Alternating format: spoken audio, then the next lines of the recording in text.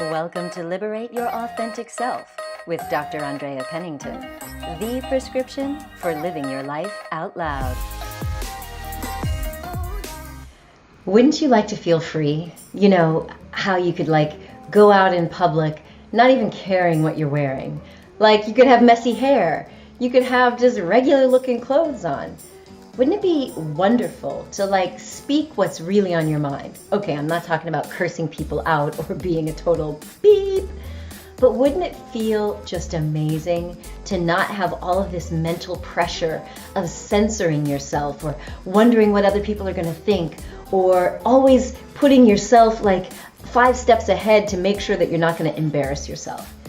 Well, I don't know. For me, that sounded like heaven just a few years ago, because I was actually living in my own little mental state of prison. I worried about what other people thought of me.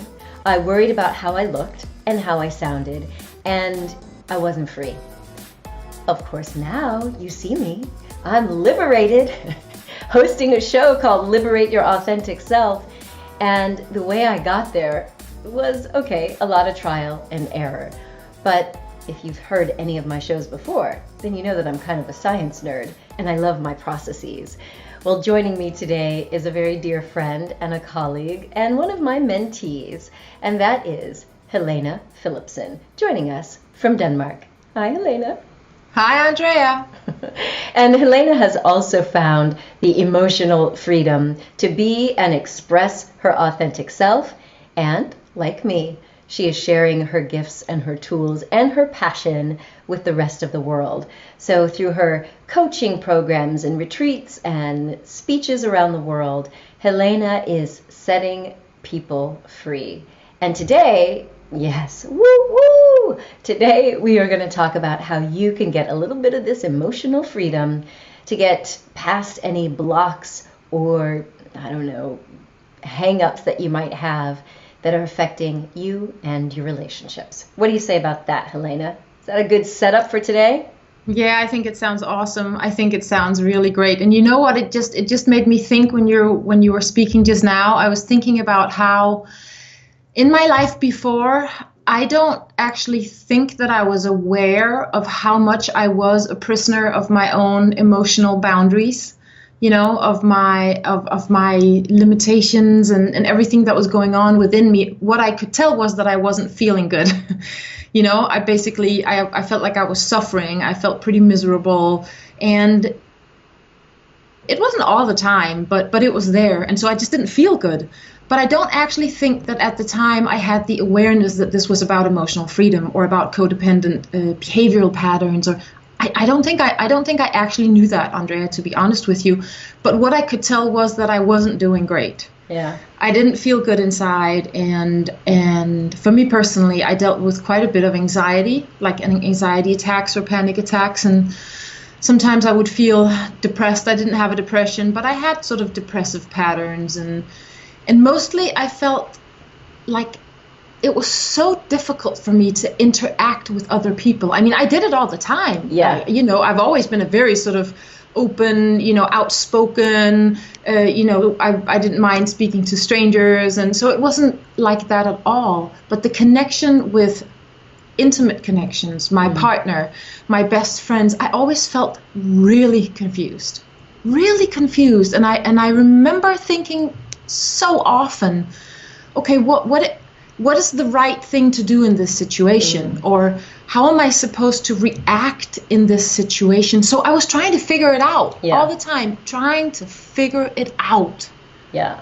And I think that's the challenge, right? Because when we're staying in our head and we're worried about what they're thinking, what I'm doing, what should I do next, how do I fit in, trying to analyze and understand everything, we miss out on the real connection. We miss out on joy.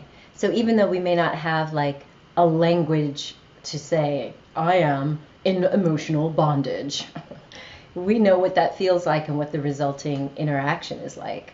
So one of the things that you've shared with me before is how you dealt with that not feeling so great.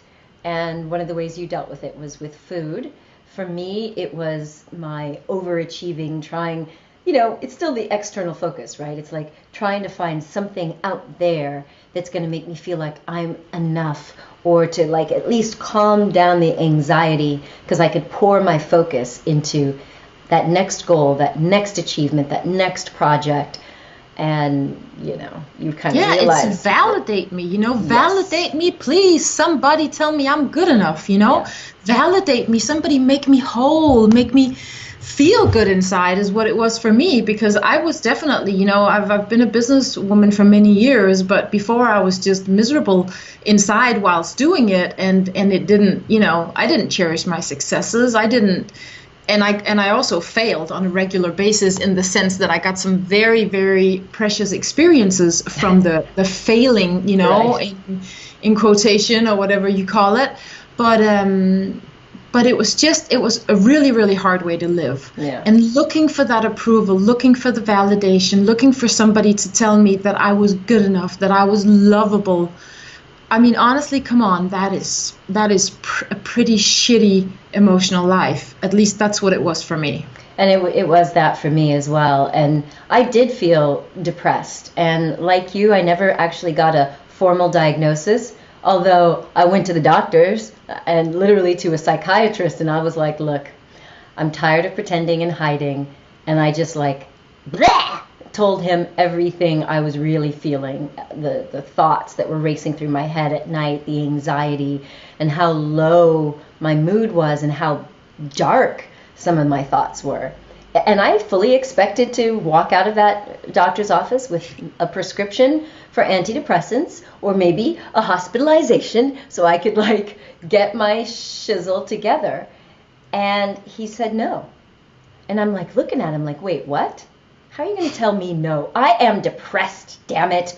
I'm like finally like owning up to it and admitting, like, I had very, very dark thoughts. And, I know personally what it's like to have those ideals of wanting your life to be over.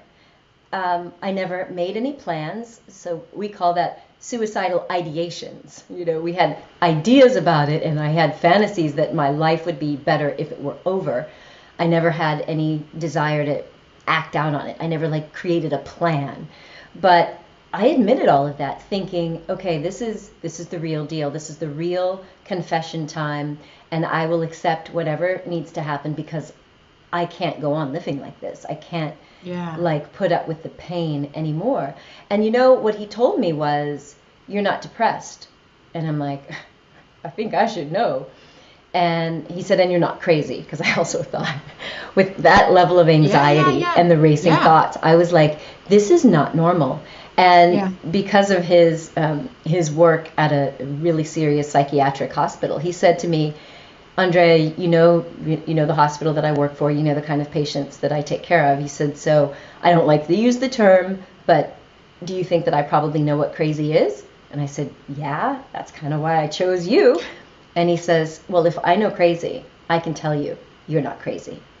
And what came through the process of being in therapy and being in that confessional was helping just get the thoughts out of my head and make sense of them, and to also come to terms with what I was feeling was normal. So in other words, based on the thoughts that I had, that I wasn't good enough, or that judging my the things that I was doing, I wasn't ever giving myself credit for being smart. Like I literally thought I wasn't smart. And he was like, that makes no sense, right? Like, so literally we had to unpack several of these limiting beliefs. And when I finally realized that A, I wasn't crazy for having those thoughts, which then translated into the feelings, and B, those thoughts were not even actually based in truth and based in reality, even though they felt like they were. Like all the programming from my childhood and this, anyway, you know what I'm talking about. But it was a revelation to me to start to recognize that who I really am as an artist, as a creator, as a teacher. If I could accept that this is who I am and stop judging myself against what society says or what I thought, like it's not even that society necessarily was telling me this. Like I had created my own mental belief system about what I quote unquote should be. And I know you have a whole thing about the shoulds and the shouldn'ts, But I had all these shoulds in my head about what it would mean if I were a good doctor or a good daughter or a successful person. There were all these shoulds attached to it. And once I was able to like get clarity that those were not real, they were self-imposed, and I could just accept that who I really am is kind of a goofball, as you know, because you are one too, and I say it with Yes. love. But once I was able to just say, this is who I am, and just accept it, and then to have someone validate and kind of say, and that doesn't make you crazy, that just makes you you. Like little by little over time, I was able to just relax into being me and stop hiding and stop trying to force myself into any other box or being a chameleon to fit in. So I don't know how I got on that tangent, but for me, that's really what my experience was like. Yeah, I hear you loud and clear, and thank you for sharing that. I mean, I've heard your story a couple of times, but every time I hear different sides of it, and different bits and parts of it, and I'm really, really happy for that, Andrea, because like it reminds me of my own story, and it reminds me of those situations, even though it was a different thing for me. Like it reminds me of when you say you thought you were crazy. Like I had a partner who would continuously tell me I was crazy. And I didn't have suicidal thinking or ideation, but what I did was I used to go into this victim role where I was in my head. I would think, well, if I died, then everybody would realize just how valuable I was, just how lovable I was, just how much they would miss me. And it's kind of a childish way, that if I wasn't here, you would miss me and love me. It's a very sort of inner child speak, coming out. And I remember thinking that, and it kind of ties into, because food was my medication, food and love. I would find myself a super dysfunctional relationship and stay in it for years and years and years, and then medicate my emotions with food. And another way I used to think about it was I used to, that ties into this whole death angle, was that I used to think, okay, if I could just get run over by a really big truck and be in a coma for 6 months, then I would wake up and I would have lost all this weight. Oh, wow. So I would think things like that. I would think maybe there's a clinic somewhere in Dubai. Maybe if I robbed a bank or something, I could go to, and I'm serious right now, these are fantasies in my head because I'm so desperate to get rid of the obesity I was dealing with and the shame that was so profound. My entire focus was on the external things. Yeah. And I realized that your body is not external, but it actually is compared to your emotions and your soul and your core wisdom, your heart. My focus was on if I could just lose this weight, everything would be okay. So if I could rob a bank, go to Dubai, and maybe be put in an artificial coma and then have some sort of tube put in me somewhere, then I would wake up, and of course I would have no muscle left, but I could train that back, right? I mean, I would have these like really, really extreme thoughts of solutions, And I remember thinking, like, if I told people what actually went on in my head, they would admit me to some sort of loony hospital or something. But that's how I was thinking, because I was so desperate.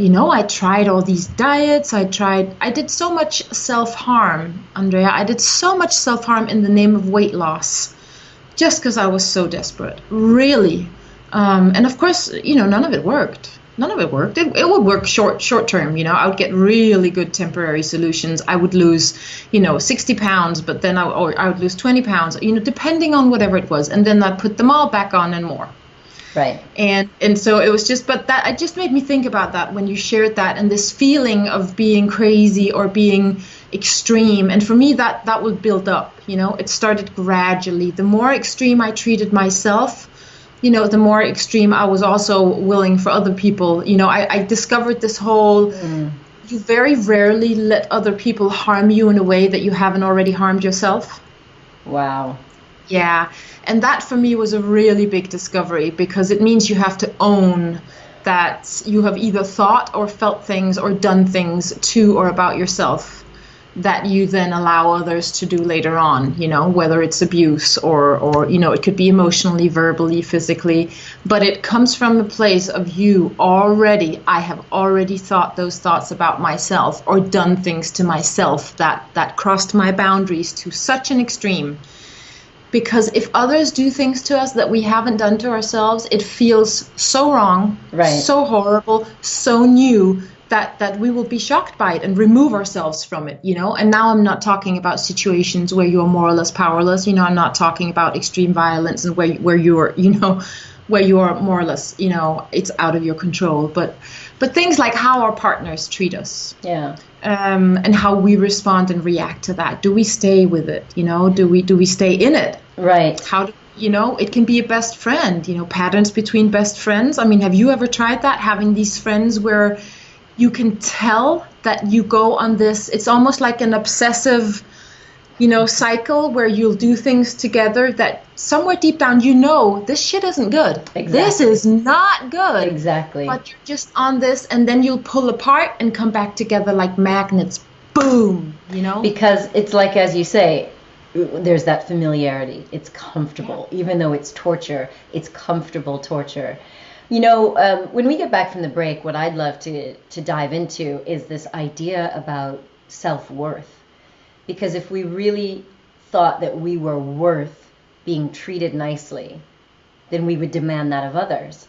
But you can't demand that of others if you're not first willing to demand that of yourself, which means I've got to stop abusing myself, stop saying these mean things to myself, stop torturing myself, stop belittling myself and making myself wrong for everything. Because I think for me, that was at the very core of all of what I've tolerated.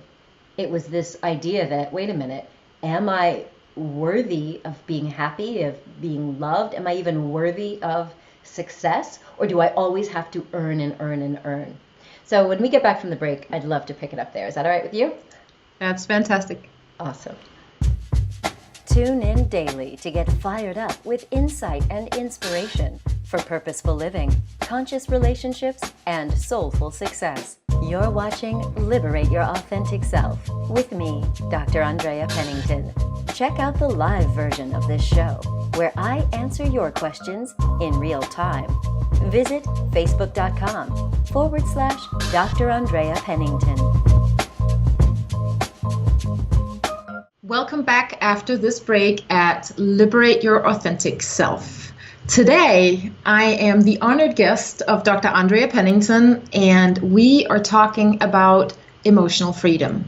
Here at America Out Loud, Andrea and I have both been co-hosts on the show Life, Liberty, and the Pursuit of a Pleasure, Season 1, which you can catch online and on podcast to your pleasure. It's been really, really great. And what America Out Loud is all about, and both of these shows are all about, is letting the voices be heard, whether they are silent or loud, but it's putting it out there. And I would say we are two of the louder voices, Andrea. And yeah. I know, and I will allow myself to say that I know this is a passion for both Andrea and I to shine the light of some of the more difficult issues sometimes in life, and to try and put help out there, available tools for the people who are looking and who need them. So our topic today of emotional freedom and living a free and healthy, happy life at ease within yourself, first and foremost, is right up that alley, right? Absolutely. Because obviously you can't have an out loud life if you're not really getting down to the core of what it means and why you want it and why you deserve it. Exactly. And right before the break, you talked about being worthy and feeling worthy. From my own core and my story, I will say that I never believed that I deserved love, respect.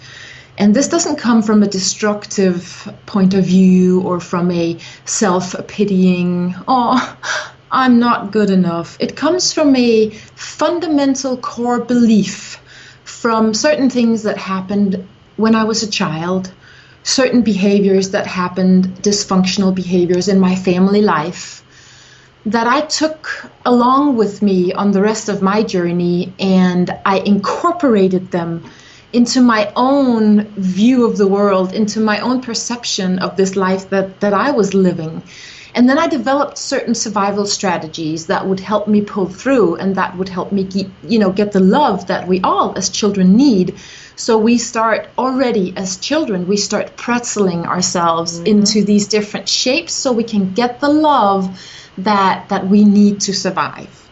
So whatever we figure out that our parents like, approve, will praise, or give attention on, because that could also be negative attention, we will do to get the attention and to get the love we need to survive, right? And that very much goes for me as well. I did not believe that I was good enough. I really didn't. Yeah, and neither did I. And you're right. For me, it also started in childhood. It was hearing these messages that I needed to always be asking why, and focus on education and all the other stuff, the arts and performing and music. That wasn't important. What was really important was demonstrating that you were smart. And unfortunately, especially as a kid, there's always more to learn. So you never feel like you're smart enough.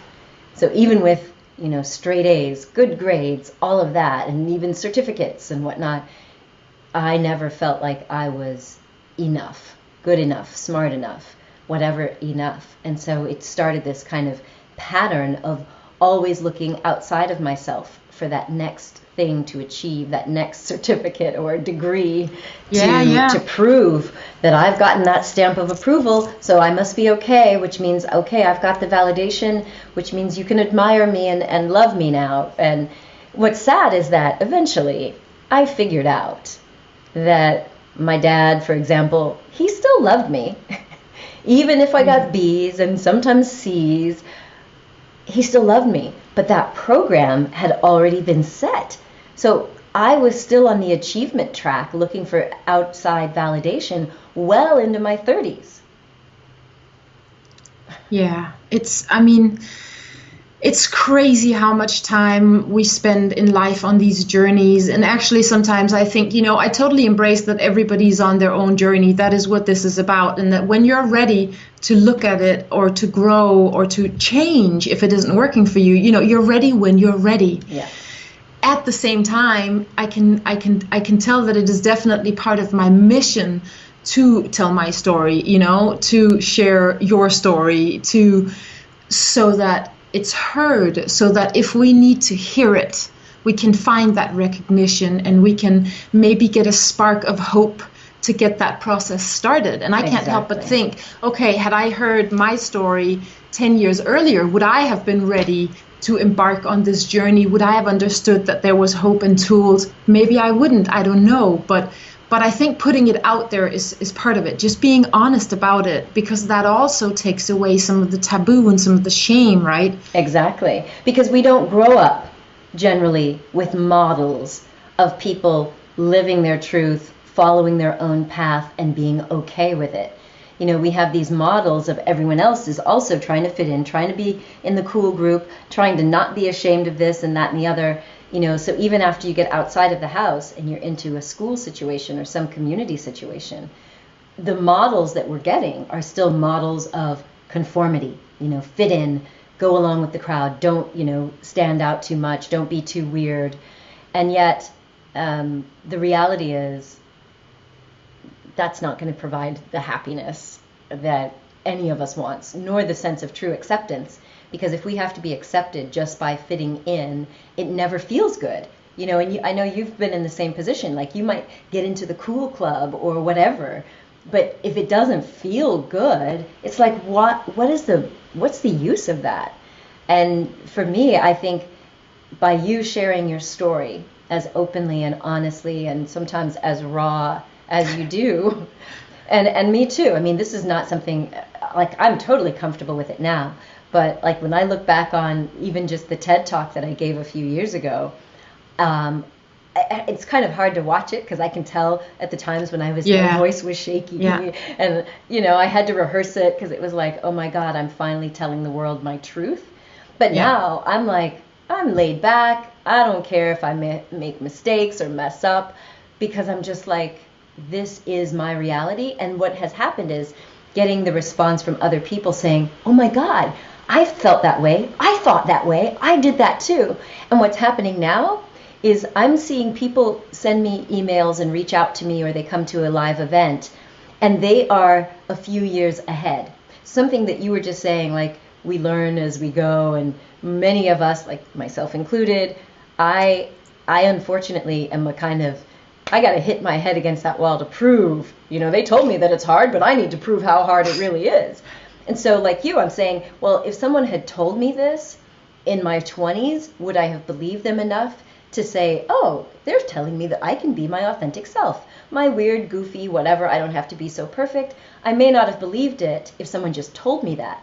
But if I had enough models in the world of people writing books and being on stage, being on TV and radio, the things that I actually love doing, and they didn't have to be absolutely perfect, then I might have actually tried it.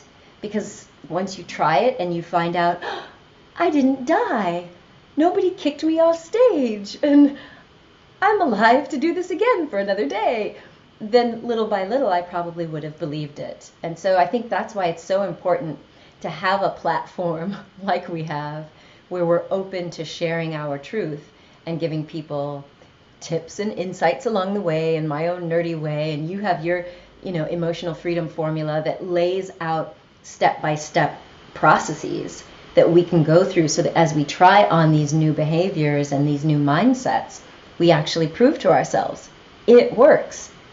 Yes, because that is just so key. I mean, I see it all the time with my clients, and I had a client just 2 days ago where we were sitting talking about the fact that you go from a place of thinking, I can't succeed with this. I've tried everything. I just can't do it. It's not going to work for me. I might try anyway, but you have such a firm belief that you're either so fucked up it's not going to work, you know what I mean?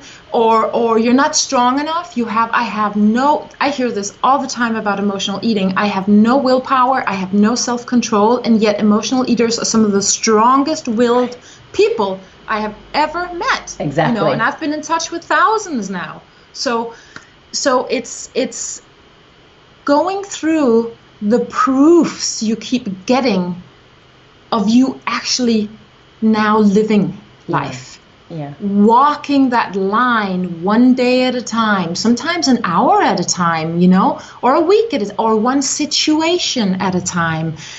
And creating awareness on all the things that we are actually dealing with, that we are taking responsibility for, where we are good enough, and start like a compilation of those proofs. And then when you do the work at the same time, and we're going through these different steps in my program, then it's just like one door is slamming open after another. And it's, for me, it's mind-blowing, because even though it may sound a little bit retarded, like, or whatever, but, I should know this by now. But literally, Andrea, every time it happens with every new person, I'm like, wow, I'm just in awe, because for everybody, it's something different. Even though we may have the same theme, it can be, finding your place in this world as a mother.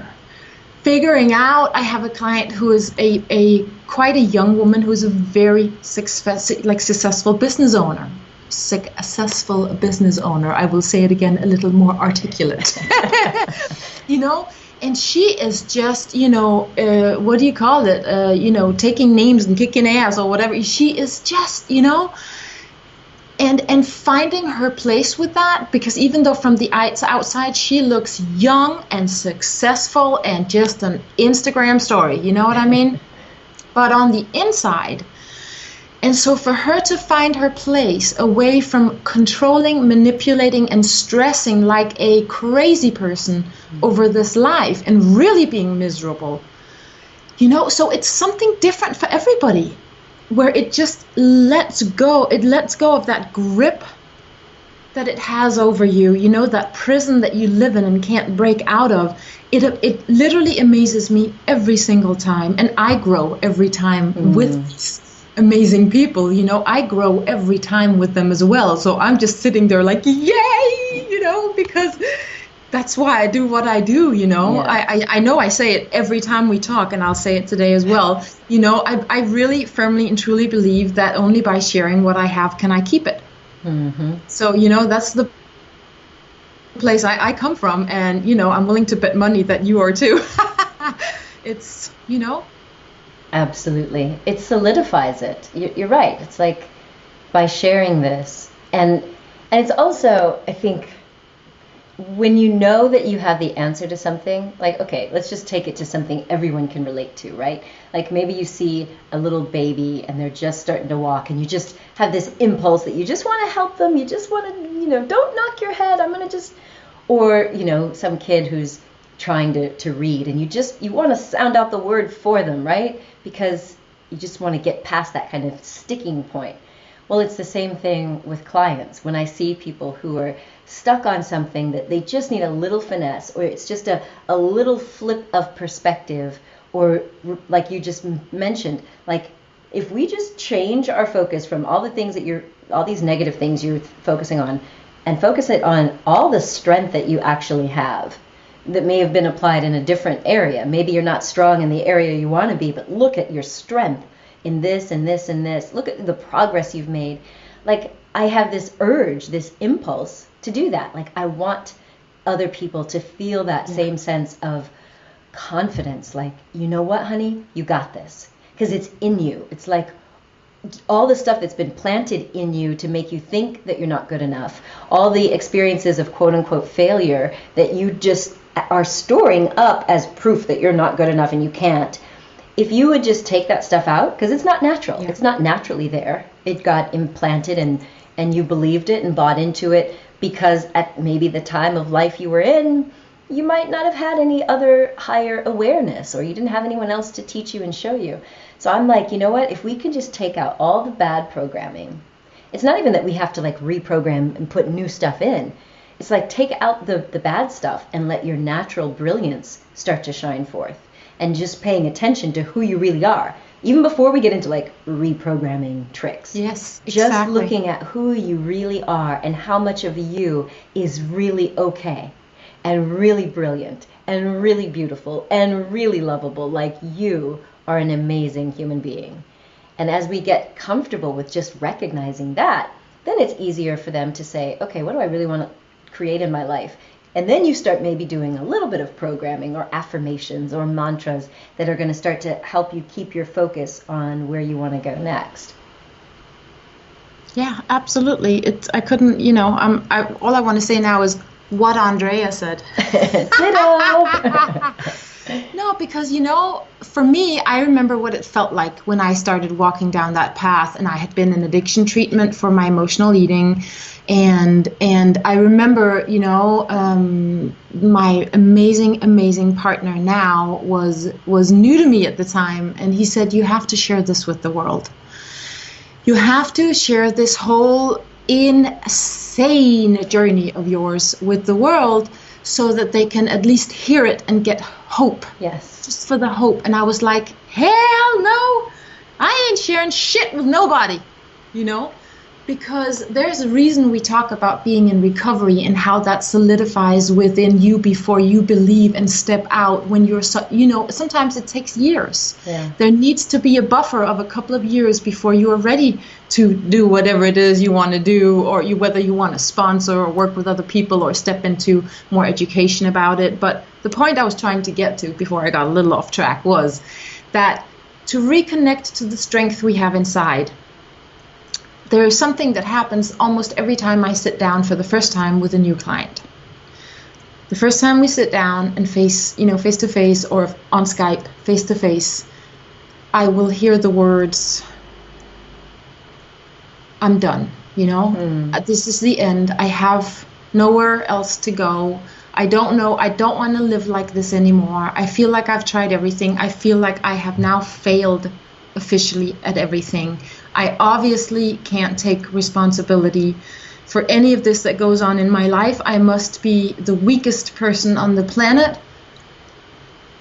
And then we just sit there for a couple of seconds and breathe. And then I go, okay, so would you say that it was brave of you to contact me?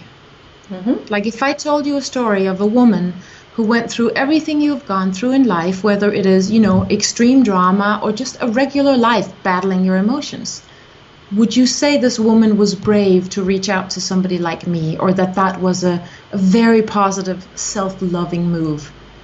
Yeah, the answer is always yes, absolutely. Right. Yes, I would say that. Okay, would you say that it was really strong, even at what sometimes feels like rock bottom, to take responsibility for that, and still try to do something about it? Yes, I would say that. And so we hone in on the fact that, that is the ultimate responsibility. That is taking the ultimate self-loving action, is to go and seek help to work on your inner self, right? Your core, your wisdom, your soul, your heart, your whole being, your whole beautiful, beautiful being. And every single one of these souls are just such beautiful women. I tell you, Andrea, and most of them don't feel it and don't know it. Yeah. But before too long, they start getting in touch with that, and they just blossom, So that strength that we do have inside, getting in touch with that, dipping your fingertips in it, tasting it, that is me. Mm-hmm. Yeah, I always say, you're a warrior. You're a goddamn warrior. You know, and I swear, I swear quite a bit. You know that. You guys listening, you've heard me before, you know that. And I say, you're a goddamn warrior. You're fierce. You are a fierce woman. And it makes them feel so uncomfortable in the beginning, but yet they're intrigued, because we're establishing a real trusting bond in the beginning. And so why would Helene say that I'm a warrior, that I'm a fierce woman? And so we start tapping into those powers of being a fierce woman. You, Andrea, you're one of the fiercest women I know. Well, I wasn't always. No, neither was I. But yeah, I love that. I wonder what it would have been like if I had sessions with you way back when. So when we get back from the break, I know that obviously many of the people who are listening, if they follow us at all, they know that you and I recently co-hosted a little evening discussion about emotional freedom, which I would love, we'll share the link. Anybody who really wants to learn Helene's 5 keys for emotional freedom, you can click on the link and you can actually listen to the whole discussion where she goes through each of the keys and how you can implement them. But Helene, when we get back, if you would at least just tell us what the keys are without going into it, I think that would be really helpful. Happily. And they can watch it too, not just listen. They can see us sitting there and doing our thing with our hands and shaking our heads and moving our shoulders and all the things we both do. Exactly. Be right back. You're watching Liberate Your Authentic Self with me, Dr. Andrea Pennington. Check me out on Instagram at Dr. Andrea Pennington. And now, back to the show. So what if I told you that there were 5 keys to emotional freedom, to really living a kick-ass life, or as we call it here at America Out Loud, living your life out loud? Well, Helene and I recently got together to discuss part of her emotional freedom formula. And Helene, the 5 keys, I think, dovetail very nicely with the kind of work that I've been doing over the years, and that is because they actually work. So just share a little bit about each of these keys. Okay. Well, key number 1 is honesty. Honesty and awareness, and I sometimes call it a reality check, because what I just run into again and again and again in my own life, as well as in everybody I work with, is this: as long as we're trying to elude reality, as long as we're trying to create a sandcastle and build on that, it's not going to work. And it may sound a little scary, or it may sound like a relief. That depends on where you're coming from, right? But really, that is what starts the setting you free process, is being willing to take an honest look at reality, because from there, we can both change and interact and receive love and feedback, right? Yeah. Because think about that for a second. If you're coming from a place of somewhat of a built up, not solid foundation, not really being, true to yourself or with yourself, then everything you get from other people is never truly going to trickle into your core like vitamins, is it? Yeah. It's not going to fill your bucket, because you're not coming from a true place. So the honesty and the awareness is like, boom, number one. Yeah, it's like what I described when I went to see that psychiatrist. It was like coming face to face with reality and being fully, just in that process, being made fully aware of my thoughts, my beliefs, my feelings, and putting it into a real context. Yeah. Yeah, and actually it's kind of fun. I just want to share with you, back in the day when I was doing my quick fix search, I'd go to anything from, psychologists, and I studied psychology myself, so, that's a little bit ironic. But anyway, I would go to personal trainers, fitness centers, diets. I also went to see a nutritionist, a dietitian. And when it comes to the honesty part, even though what she had to offer was really, really good, it never worked for me, because I'm an emotional eater. I'm a binge eater, even though binge is actually such an annoying word for it. But anyway, because, emotional eaters, we don't have to binge at all. But anyway, back to the point. She said to me, I sat down in front of her, and she gave me a serious dose of reality. I said to her, she said something about planning your meals and shopping for the right things, because obviously she's a dietitian. Her focus is on, dividing your plate into the right types of food and blah, blah, blah. And that spoke right to my intense desire for a quick fix. And I said, but you know what? I'm a very busy person. I have both my own company and a career, and I often don't have time to. And she cut me off and she said, Helene, do you have time to go shopping, or do you have time to be overweight? And I was like, okay, damn, boom. She just, threw it straight in my, but anyway, so that's just a funny story about a serious reality check, but which was on a strange, one of my strange paths, trying to find solutions. But key number 2 is acceptance. Once we are in touch with our reality, where we are right now, what am I scared of? What are my dreams? What do I feel like is not what is not working for me? And what is working for me? Then acceptance of the state we are in right now is a very, very, very important step in empowering ourselves towards effective action. Yeah. Because acceptance is key. Right, because if you're not accepting that this is where you are, then you're fighting. You're just fighting it. Like, no, this is not me. This is not me. Which means you're taking action, but it's not that effective action that's going to get you to where you're going. So, yeah, I'm so with you on that. Yes, you're in a battle, right? You're in a constant battle with yourself and with the world, because you're not in acceptance. And also, I'll say that some of the signs of not being in acceptance is when we're out there trying to control outcomes. Yeah. When we are overworking ourselves to get to a certain result that will then prove that I'm good enough. Right, exactly. Yeah. Yeah. So that's awesome. And then key number 3 is to work with our belief systems. You said so many awesome things about that just before, really, really good things about, what is this glass ceiling? Where is it? I believe I can go to here and no further. This is my boundary, not my boundary. This is my limit. Yeah. And belief systems like, I have to do good to be loved. I have to be an A student, or I have to be this, or it could be so many things in life. But identifying with that belief, I have to be, I have to do in order to be loved or accepted, or even worse, the fear-based in order to not be rejected. Right. To not lose my partner, to not lose love, to not lose recognition, validation from my family and my loved ones, or my peers, my colleagues. So working on the belief systems is I'm glad you bring it up like that, because even though we know that we're not living right, we almost we very rarely actually have the language that says, I know that if I don't get straight A's, I will not be loved.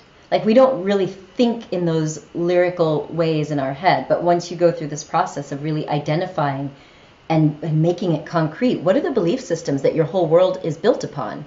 Because once those belief systems change, then you can start building a new castle, if you want. Yeah, and listen, it just makes me think about one key belief that I had two key beliefs that tripped me up from most of my entire, my life, basically, yeah, until I went into recovery and started doing all this work that I'm doing. I believed that I wasn't safe in the world, which gave me a shit ton of anxiety. And I believed that what was done to me as a child was done because something was wrong with me. Mm-hmm.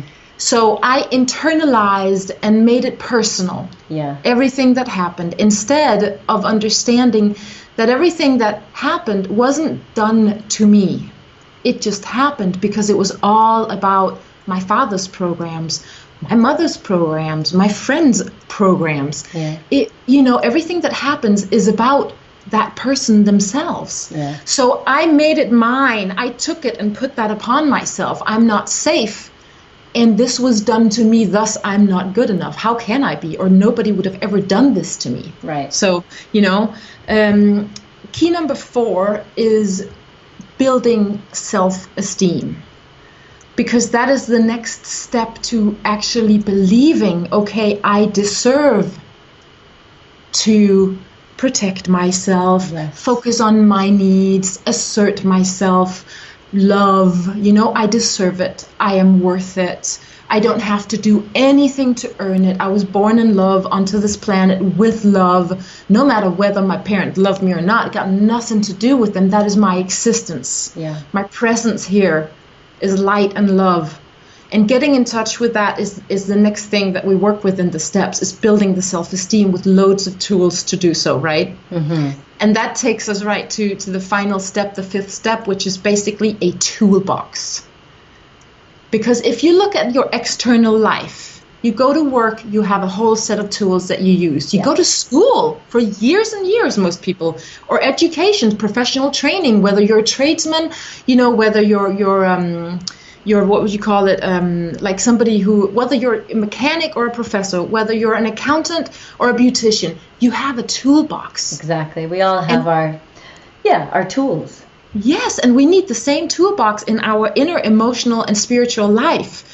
So having that toolbox and upgrading, whether it's communication, whether it is activities in our life, that is the 5th step, so that it actually isn't, none of this is too fluffy woo-woo. This is implementable today things, because in my experience, that is what we need when we're not feeling great inside, Yeah, I'm a big believer. I mean, I think the idea of having tools, strategies, systems in place works, because otherwise you just tend to fall back on the old programs. The things that we've done for years and years and years, they have dug these pathways into our brain. Literally, we have these grooves in our brain. So when we're faced with these situations where we feel stressed, or we feel threatened, or we feel like we have to prove ourselves,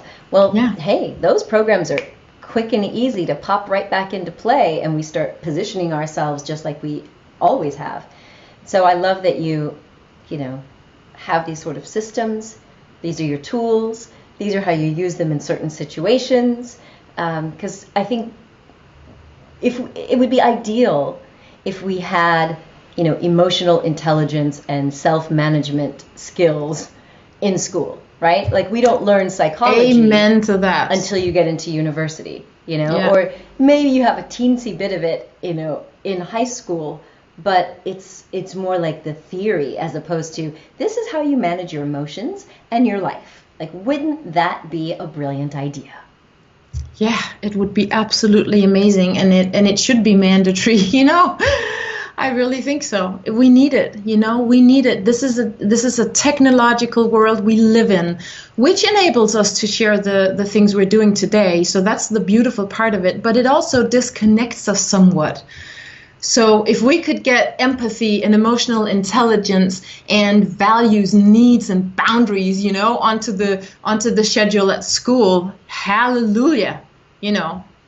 I'll walk front row in that march, girlfriend. You just let me know when it's happening. Yeah. Well, I'll sign that petition. It is happening. The positive psychology movement has done a lot for bringing those exact skills into even elementary school, primary school. So it is happening bit by bit. And the other thing that is happening is this wonderful 5-week course that you're allowing the world to get in on, where they can interact with you and me online through videos, through a safe, secure learning platform. Tell me more about that. Yeah, I'm so excited about it. It's like this new baby, because first of all, it's a collaboration with you, which I'm so thrilled about, because we're so on the same page with all of this developmental work. And then it's just, it's an amazing way for people all over the world to connect in a secure, closed, secret, and people might be like, why is she saying secret? But it's a shame-free forum. It's a space where we can do what I call tax-free talking and pass on these tools and these exercises, in a way that it feels safe to actually dive in. And then let's not underestimate, Andrea, when we get together in a small group of people who are on the same journey, different places, different nationality, but magic happens. Yeah. Magic just happens when we allow ourselves to connect a little bit to other people. When we sit there with recognition, we realize, okay, so I'm not the only person in the world who feels like this.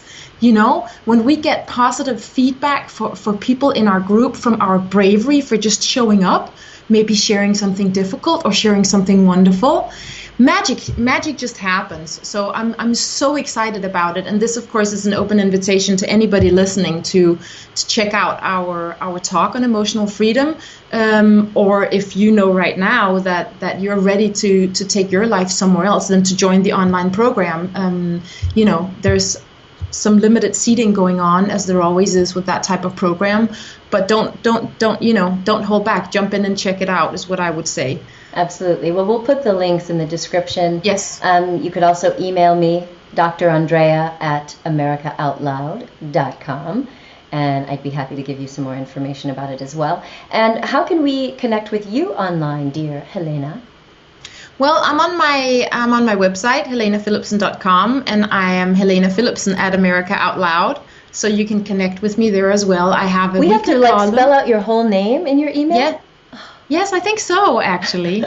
But the easier thing may be I have a weekly column on America Out Loud where I write about these things quite often, actually, both emotional eating, emotional freedom, love, feelings, the relationship between men and women in this world that we live in today, and balance in life. And it usually comes out every Friday.